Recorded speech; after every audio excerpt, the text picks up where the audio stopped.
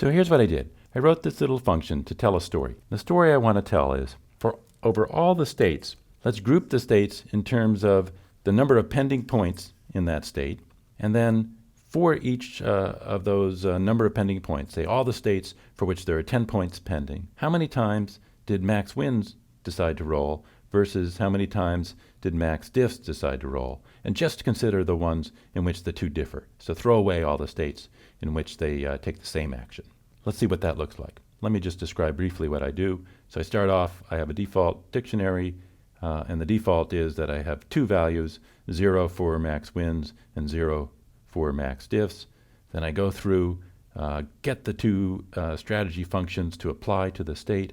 If they're different, figure out what pending is, and increment the pending count for the person who decided to roll. And then I just go and print them out. And here's the result. And it does tell a story. Look what's happening.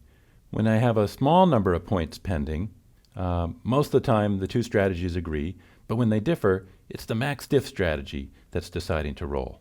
But as the number of points increase, the number of pending points increase, we see it's max wins who's willing to roll, and max diffs not at all. So that's a perfect segregation between the two in this crossover point around between 13 and 16, where here max wins is rolling all the time with very high pending amounts, but max diffs is never willing to do that.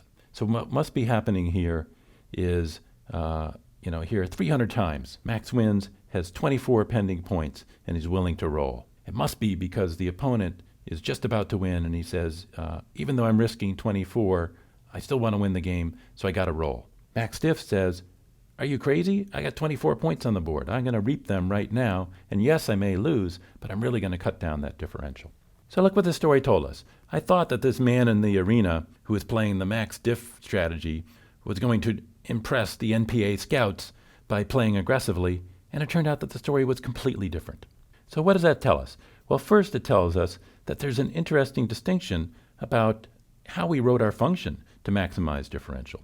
Note that the way we wrote it is we completely separated the what, which is the rules of the game for how pig is played, from the how of how does it make decisions, and that was the perfectly general best actions. So we didn't go in and say, we're going to write specific rules for pig to say, if you're in such and such a position, do such and such. Rather, we just said, here's how pig works, here's what I'm trying to do, maximize differential, you do the rest.